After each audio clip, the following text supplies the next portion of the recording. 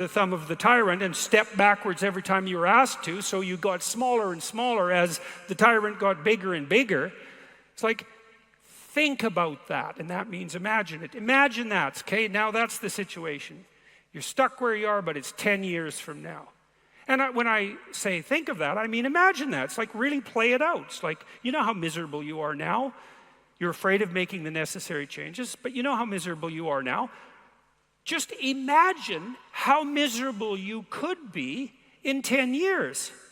And in all likelihood, what you'll find is that you're way more afraid of that than you are of whatever's stopping you in the present.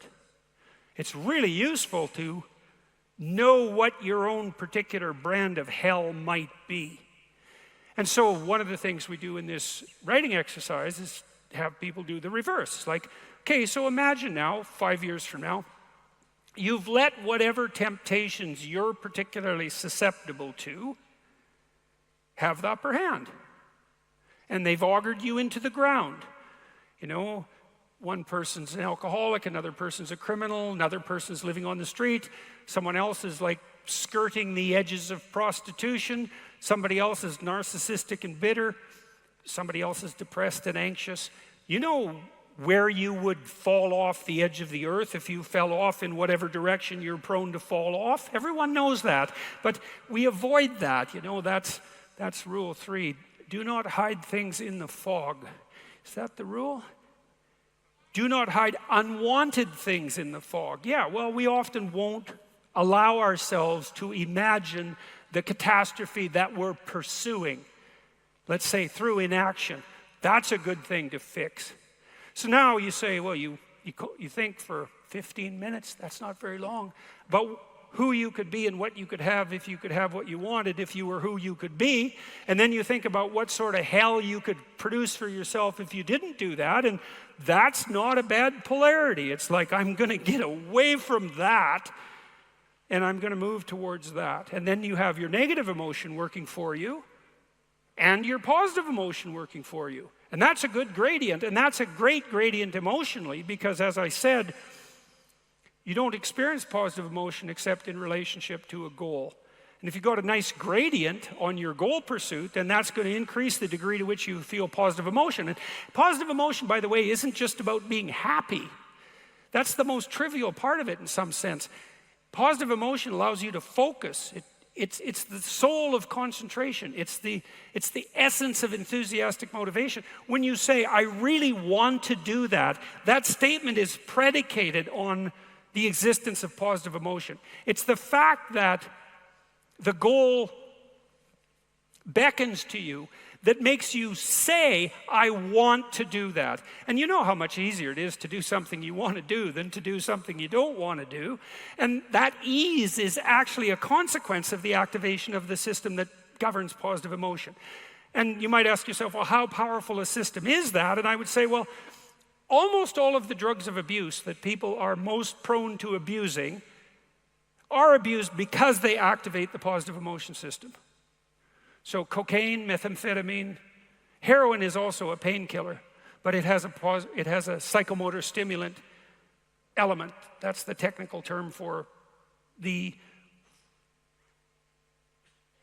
pharmacological effect of pharmacological agents on the positive emotion system. Psychomotor stimulation, psychomotor because it's associated with movement forward.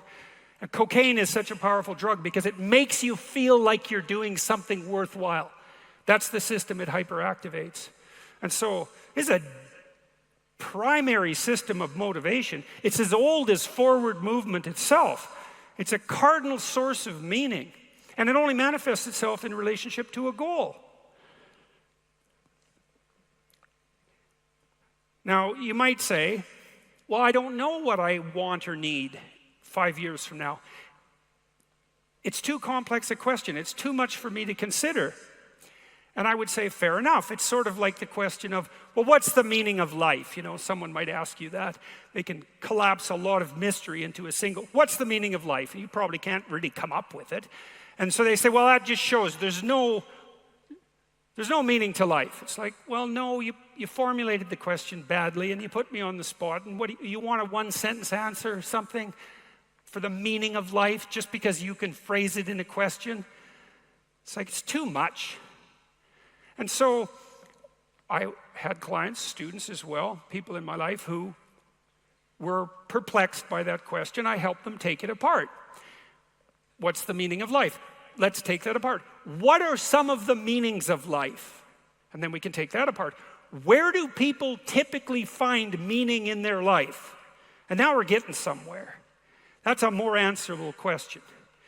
And so here are some places. You can think this through for yourself and see if it's in accordance with your own experience. I'm not saying everyone gets meaning from all of these endeavors, and I'm not saying that to find meaning, you have to involve yourself in all of these endeavors. I'm saying that if you don't know where to find meaning, you might as well look at the common experience of meaning, derive whatever conclusions you can from that, follow that pattern, unless you have a better idea. So, I used to do this when I was assessing people for depression, because one of the things I was very curious about with my depressed clients was, are you depressed, or do you just have an awful life? And people always laugh at that formulation. I don't know why exactly. You laugh because you think, well, that's kind of a nasty way of putting it, but also because you think, well, yeah, that's actually a good question. Depressed people usually have a pretty good life. If they're truly depressed, they have a pretty good life, but they can't see it, right? They become blind to it. And then you might say, well, how do you know if someone has a pretty good life? Well, that bears on the question we're trying to address. Do you have an intimate partner? So the answer might be yes or no, but generally people, if they don't have an intimate partner, they would like one. And so that's one potential source of meaning. Do you have intact and functional familial relationships of some sort? With your parents, with your siblings, with your children, with your extended family? Do you have a family? And is the family functional, at least to some degree? Could be yes or no again. But generally for people, to have a functional family is better than not, and certainly much better than having a dysfunctional family. And so if you don't have an intimate relationship and you don't have a family, well, the probability that you're lonely is pretty damn high. Not only lonely, but also, in some sense, dangerously insecure and adrift, because you also don't have anybody close to rely on, or that can rely on you in times of trouble. And so those are domains of the absence of salutary meaning, let's say. Are you about as educated as you are intelligent? And that's useful to know too, because if you have an ability, it might perhaps be better for you if you have made as much of it as you can. And so that's another question you can ask yourself. Do you have a job or a career? Now, a job keeps body and soul together, let's say, and a career adds compelling intrinsic interest to what might otherwise only be a job. But I would say, all things considered, it's a lot better to have a job. It might be better to have a career than a job, but it's better to have a job than not to have a job. And the data on that are very clear. Lots of men in particular are tipped into depression when they lose their job. And that's true even if they didn't particularly like their job. And it's because, well, I think in some real sense, it's because people are pack animals, like sled dogs. And we need to be pulling against the traces. And if you can set that up for yourself, so that you're your own master, so much the better. But if you can't, then it's still better to be in harness properly. And perhaps that shouldn't be your whole life, and probably it shouldn't. But if you don't have that, well, then that's something else you don't have. Are you engaged civically in any manner? No. Do you attend church? Are you part of a political club? Are you part of a sports club? Are you part of a local businessman club? Is there some social organization that's rather formal that you're aligned with in some manner?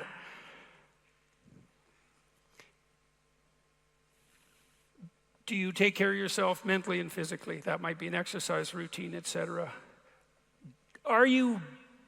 capable of regulating life's more significant temptations.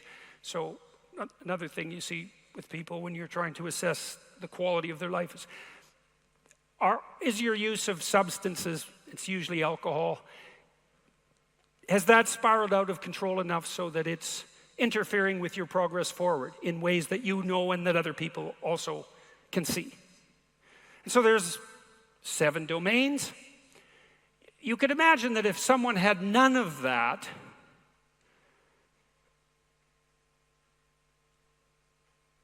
I missed one. Are you engaged in any creative endeavor? Now, not everyone's creative. In fact, the vast majority of people aren't creative. But if you are creative, then that's another place that you can derive meaning. And even people who aren't particularly creative often have something they do that's somewhat creative. That's another place you can draw meaning from. So let's say you have none of those, and you come to me, and I find out you have none of those, and you say you're depressed, and I would say, no, you're not depressed. You have a terrible life. And so then the goal there would be to help people build subroutines in each of those domains so that they could start to make progress, say, on all 7 fronts, and perhaps not simultaneously, perhaps one at a time. But the diagnosis would be, well, it's no wonder you're miserable. You're not going anywhere, and so there's no positive emotion. And you're not anywhere, so you're lost and confused. So of course you're miserable. You're not depressed. Your life is not well constituted. And I think that's all in accord with what we might regard as common sense. And you might object, well, I don't need all those things to be happy. It's like, yeah, fair enough. You can tell me that if you don't have any of those things and you're happy, but someone like that is extraordinarily rare. And you could also object, well, I don't need all those things to be happy. It's like, that could be. And you might be the sort of person who doesn't need any of those things except to be hyper creative. Because there's the odd person like that, but it's pretty damn unlikely. And unless you are a singular person in some sense, it's reasonable for you, if your life is aimless and you're nihilistic, to attempt to draw meaning from the sources of meaning that everyone else draws from. It's a good place to start. And as I said, if you're special enough to break those rules and still thrive, hey, more power to you. But it's highly improbable, although possible. It's highly improbable, and it's a very, very, very, very, very difficult to sustain. Okay, so back to the rule and the phrasing. Imagine who you could be. So we said, well, imagine what you need and want 5 years from now. Imagine what you don't need or want.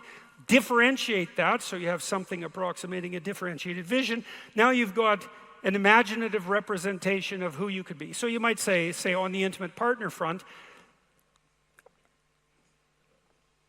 it just shows you how daft we are, because we never do this with teenagers, not even once. We never get them to sit down and think, okay, you're a 14-year-old girl, you're a 15-year-old girl. What do you want in a partner? You're not a 15-year-old girl, by the way, in case you were wondering. Because apparently people are wondering about such things now.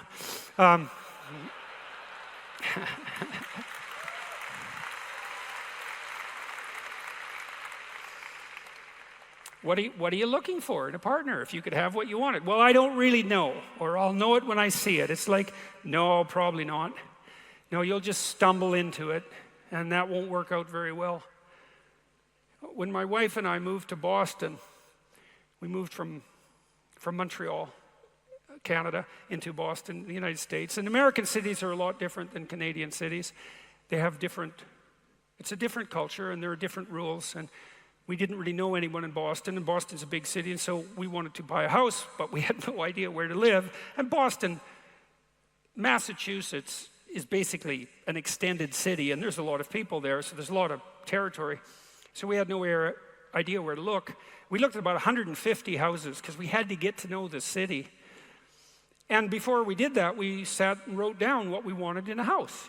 We sat down jointly and thought, well, if we could have the house we wanted, what would it look like? And then we sort of rank ordered the criteria. And then after we'd looked at about 120 houses or so, we found this house that we kind of liked, and we thought, well, should we put an offer in this house? And we thought, well, let's look at our list, and it checked all the boxes. We thought, well, it appears to be the house we wanted, and we could identify it, because we had set the criteria for it. And that's kind of cool too, because what that implies, and I think it's true, is that if you don't know what you want, how will you know when you get it? And if you don't know what you want, how will you be happy when you get it? Because you won't even know you got it. And so, you might want to think about what you want. You might want to think about what you want with regard to a relationship. And people we just don't do that. And it's so peculiar. It's so odd. You know, when I developed this program, one of the things that really came to haunt me in the aftermath of developing it was the realization, because I used to get my students to do it in this class I taught called Maps of Meaning. Some of you may have watched some of those lectures online.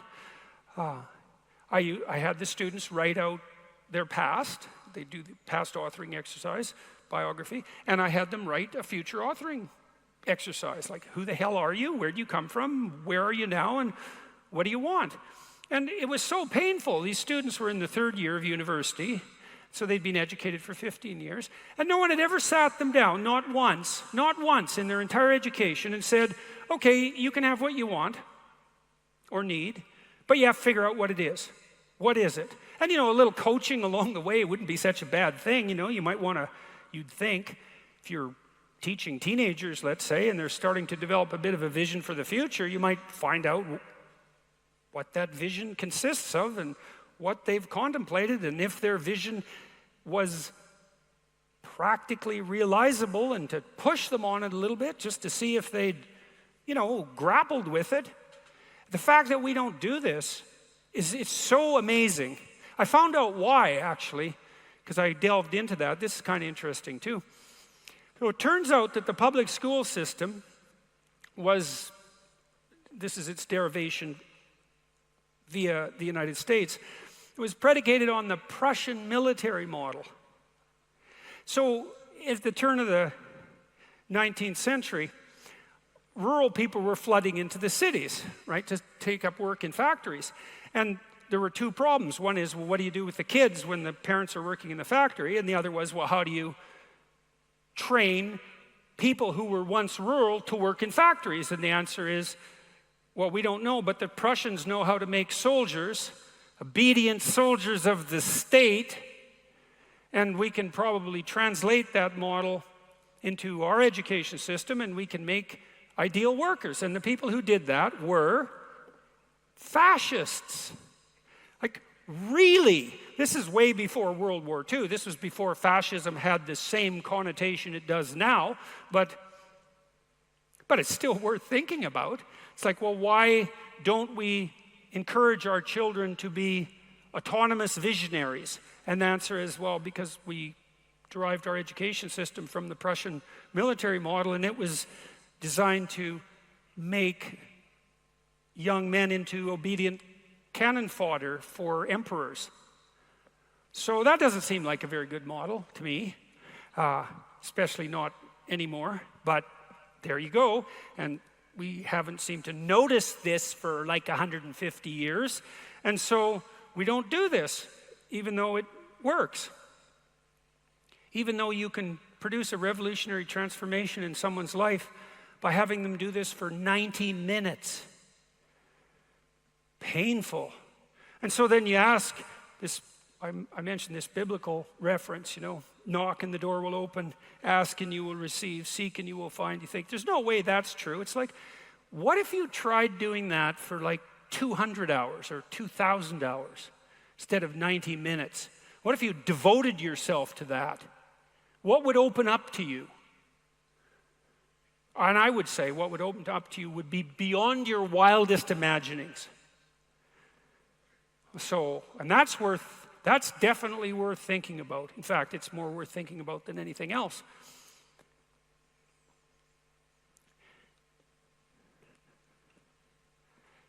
Imagine who you could be. We've covered that. And then aim like a target, right? Specify the target. What are the preconditions for hitting a target? There has to be a target. You have to take aim. You have to focus on the center. You have to draw back the bowstring, and you have to let the arrow go. The word sin derives from the Greek word hamartia. There's a Jewish word, Hebrew word, I think it's chet, which is also an archery term. Both hamartia and chet mean the same thing. They mean to miss the target. Sin is an archery term. It means to miss the target, which is very cool. It's a very cool idea. It puts a whole new spin on that whole concept. It's like, how do you miss the target? Well, don't look at the target. That's a good start. Don't aim. Don't draw your bow back, your bowstring back. Those are all ways of missing. You're certainly not going to hit the target if you don't specify the target, and you're not going to hit a specified target unless you aim at it. So aim, and then aim single-mindedly.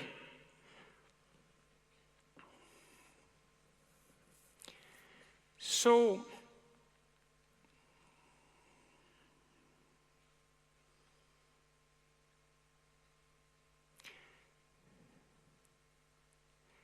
there's this concept called self-similarity. I can give you an example of that. A coast is self-similar.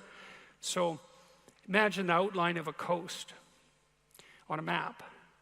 You might say, well, is that the shape of the coast? It's like, well, it's roughly the shape of the coast, but if you actually walk down to the coast, the actual coast, you'll see that the water moves in and out rather irregularly, and it's almost impossible to specify exactly where the line is. And you could get right down to the level of the sand grains, and there'd be coast there, right, in the same shape as the larger coast. And then you could go even to the surface of the sand grain itself, and you'd see it was all rough like the coast. And you can just keep doing that all the way down the levels of resolution, right to the subatomic level. It's self-similar. The pattern is replicated at every level. And the world has elements of self-similarity. And so this rule says, aim single-mindedly at one thing and see what happens. You might say, well, which thing? And the answer is, it probably doesn't really matter. So imagine that you decided that you'd be a better you if your friendships were more robust. And so then you might start taking that apart conceptually. And you do this as a behavioral therapist. If you came to see me, I might say, well, do you have any friends? And you might say, yeah, one or two. I might say, well, how often do you see them? Well, I don't actually see them. Well, how often do you communicate with them? Well, I talked to my best friend on the phone for 5 minutes 3 months ago. It's like, okay, that's not so good. That's not so good. So let's see if we could come up with something approximating a more functional ideal of friendship. So 0 friends is the wrong number. So let's say 1 or 2 or 3. It's like, how often are you going to see them? Well, once or twice a week. What are you going to do with them? Well, dinner, movie, bowling, hobby. You know, there's various things you can do with your friends. You might want to think about what you want to do with them. You might want to think about how you want to treat them for them to be friends. Now, friendship is a form of reciprocal exchange. It's a form of offered and returned favors. That's another way of thinking about it. It's a form of recurrent game. So when children start to make friends, when 2 children are investigating each other to see if they're compatible, maybe they'll play a game together. Imagine a boy and a girl encountering each other for the first time, 3 or 4 years old. The boy and the girl are in the same place, and maybe they're kind of inclined to play, like a dog in a park might be inclined to play. Same circuitry, by the way, in the dog, which is why we can play with dogs. We can tell when they want to play. The boy and the girl are motivated, sort of a priori, to play, and then they check each other out. And for a boy and a girl to play properly, they have to be at about the same level of development. So for them to be friends. And so maybe the boy invites the girl to play house, and the girl says yes, and the boy says, well, I'll be the daddy and you be the mommy, and then they lay out their roles, and then they simulate the game, and they're practicing the development of a reciprocal relationship, and that's the grip of the game. And then if that's fun, which is interesting, if it's fun, if they dance together well, if they can play off each other well, if they can enter into a joint simulation in a manner that's mutually engaging, then they'll want to repeat the experience. And the sequence of repeating those experiences is a friendship. And so that's cool, and that's good to know if you have friends, because friendship is an iterating game. That's a good thing to know about your partner, your wife or your husband, to the degree that you can be friends with them, is that if your relationship is optimized, it's an iterating game. And a game is, it's the pursuit of a shared goal, governed by a shared set of principles, that you both engage in voluntarily, that's spontaneously engaging. And so you can tell if your relationship is working because it's a sequence of those interactions. And you're going to deviate from that, and partly because life is difficult and it can't always be a game. But you might hope that even when it's rough going, there's still some game in it, a bit of a sense of humor maybe, a bit of a sense of play, and that is a sign of mastery. And so you develop some friendships, let's say that's your goal, and you learn to play a bit, and well, then you have some friends, and that's a plus, but that isn't all, because while you're developing that capacity for friendship, you're developing skills that are going to be useful for the pursuit of all sorts of other goals. So, for example, if you learn to be a good friend, this is why it's so terrible for children not to have friends. There's almost nothing worse that can happen to a child who's 4 or older than to not have friends. It's a complete bloody catastrophe. And there's almost nothing that can be done about it, by the way. So, part of your goal as a parent, for those of you who have young children, you should know this. Your goal as a parent is to maximize your child's value as a play partner by the age of 4. Because if you do that, then they'll be popular. You think, well, life isn't all about popularity. It's like, yeah, try unpopularity. See where that gets you. And of course, it's not all about popularity. But it's a pretty damn wretched child who has no friends. Especially if they have no friends and a lot of other children who don't like them. That's a little hell for your child. And once they're in that hell, it's very hard for them to get out. So, you develop some friendships, you learn to play, and then you're a better player, and then what? Well, then you're probably going to be a better partner for someone in an intimate relationship. That'd be helpful. And you're probably going to be better in your job. A lot of you guys out there, and women too, who've had laboring jobs, rather harsh jobs, you know perfectly well that one of the things that makes those jobs not only tolerable, but often engaging and meaningful is that the guys you're working with play. They got a vicious sense of humor, There's a camaraderie around the difficult work. And that camaraderie, the spirit of camaraderie and joint support is enough to make the difficult job, not just bearable, but optimally challenging and worthwhile. And you're very fortunate if you have a group of compatriots working at a difficult job with you, have that spirit. That's one of the things that makes military life, can make military life, for example, a high calling, or difficult labor for that matter, or any brutal working class job. That sense of play and that sense of humor that goes along with it, often gallows humor, especially in very difficult jobs.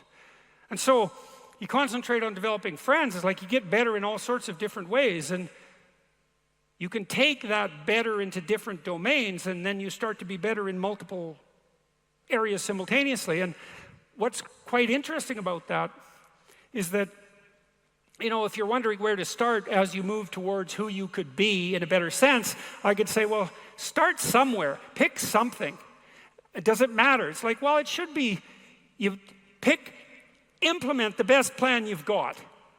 And you might say, well, I don't know if that's the right plan. It's like, yeah, no one knows if it's the right plan. It's like, put some effort into it, aim at it, pursue it diligently, become expert at it. The probability that developed expertise will have cross-situational utility is unbelievably high. So that's cool, because it probably means something like, doesn't really matter which game you're playing as long as you become good at it. But it really matters that you become good at least one game. And that's sort of like a meta game, right? Or a meta rule. The meta rule is, on the relativistic side, there's lots of games. But the higher order rule is, yeah, but you have to get good at least one of them. And then a rule above that is, if it's a game and you get good at it, the skills you've developed will be useful in other games. And I think that's all technically true. And so that's an optimistic idea too. Because I often had clients or students who'd say to me, well, I don't really know what to do with my life. It's like, well, let's not talk about your whole damn life, because that's just too much. We could break it down in the way that I described. We could concentrate on more proximal goals, let's say. But I could also say, well, do you have an inkling of where you might head? It's like, yeah. It's like, well, head there. With a loose touch in some sense, because you might say, well, maybe you're 18 and you're trying to figure out what your major is in university, and you don't really know. It's like, that's okay, pick one, go pursue it hard for a year. And then you can reevaluate at the end of the year. Probably you're a lot smarter by the end of that year. And even if you were going in the wrong direction, like if that direction isn't in accord with the demand of your spirit, at least you've fleshed yourself out now. You've gathered a bunch more information. You're more disciplined. You have more skill. And the probability that you'll now be able to orient yourself in a direction that's slightly more appropriate for you is very, very high. And so it's much better to move forward with discipline towards a specified goal, even if you might be wrong, than it is to spin in place indefinitely. And so that's kind of useful too, because it means you can be stupid and ignorant about what you want, right? Only vaguely conscious of the demand of your own spirit. But you can experiment badly and stupidly and still move forward. And I would say that's not a bad definition of life, right? Experimenting badly and stupidly and still moving forward. And perhaps as you experiment badly and stupidly, you get less bad and less stupid and more able to specify the proper aim. And you do that by starting somewhere. And that's in some real sense the utility of discipline. And that's a meta rule, that discipline is useful. What direction? Doesn't matter so much. Pick a damn direction. Move towards it. That'll give you some enthusiasm. It'll quell your anxiety. It'll help unite you. It'll help develop skill. It'll inform you. It'll increase your capacity for vision. It'll make your ability to dream up a better future. It'll increase your ability to dream up a better future. It'll put you on the right track. That all works. And so what's the rule? Imagine who you could be. Okay, that's a literal request. Maybe you could be who you could be. And then aim. Single-mindedly. Right? So there's a sacrifice there too, because while you're aiming single-mindedly at that, there's a lot of other things you aren't doing. That's an opportunity cost. And you might say, is it worth it? It's like, well, you'll inform yourself, you'll develop discipline, you'll develop the requisite skill, you'll become a better visionary, you'll be able to integrate yourself better because you're integrating yourself in relationship to a goal, and so now you're more integrated. That means you're more in control of yourself. You'll have a better sense of who you are. That all seems to be a good thing.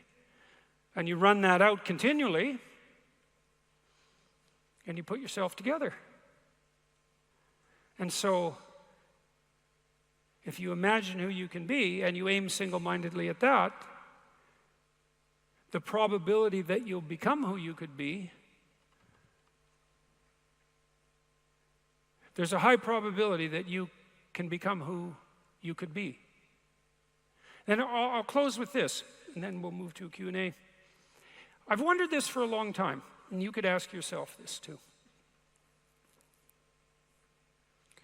Life is bitter and brutal, and there's no shortage of tragedy. And We all ask ourselves, is it worth it?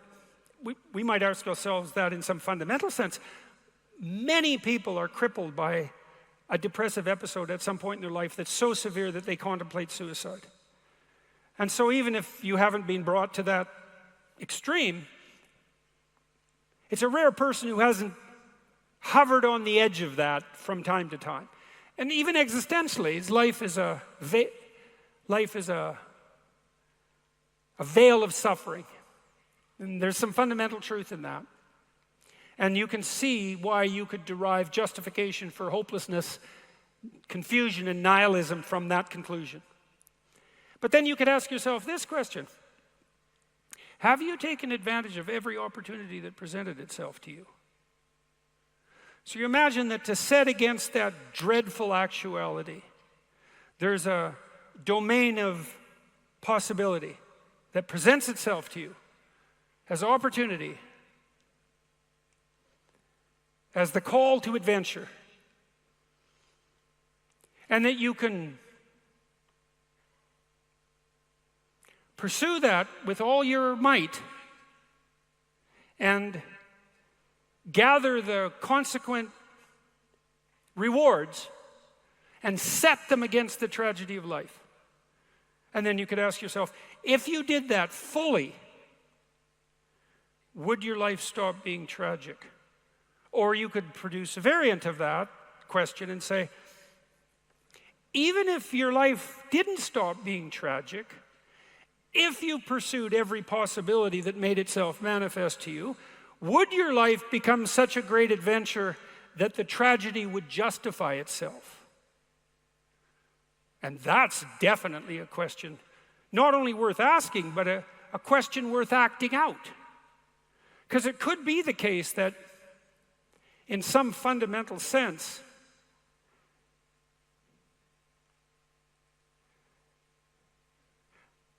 the unbearable part of your suffering is proportional to your unwillingness to make use of the possibility that presents itself to you. And it's a pessimistic realization in some sense, right? Because it puts the burden on you. But it's an optimistic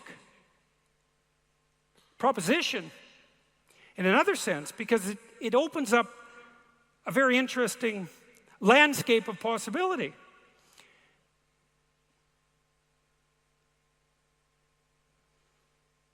Maybe there is enough beckoning in front of you to turn the catastrophe of your life into the great adventure of your life. And maybe whether or not that possibility is allowed to manifest itself is dependent on your willingness to open yourself up and engage with that which beckons to you. In the story of Exodus, there's a scene where Moses leads people out of... Moses is the bane of tyrants and the savior of slaves. He's an archetypal figure psychologically and socially. He's in the desert one day and he sees something that glimmers to the side. And he goes to investigate. It's clear from the text that he could walk by. And when he goes to investigate, he sees that it's a bush and it's burning with a flame that doesn't consume it. And so it's something that spontaneously attracts his attention. It grips him. And he turns to look and to investigate, and he finds out that it's the Spirit of God himself that's manifesting itself to him in the guise of this thing that's caught his attention. And it's at that point where Moses asks God what his name is, and God essentially says something like, I am the Spirit of being itself. I am what I am that I am, I will be what I will be, I am what I always have been. It's all that. It's the Spirit of being. That possibility that makes itself manifest to you. That's the Spirit of being itself calling to you. There's a hypothesis. One hypothesis is that there's enough plenitude in that Spirit of being to deliver to you what you need and want if you knock and you ask and you seek. And all of that's hidden behind rule 2. Imagine who you could be, and then aim single-mindedly at that. Thank you very much. I'll be right back.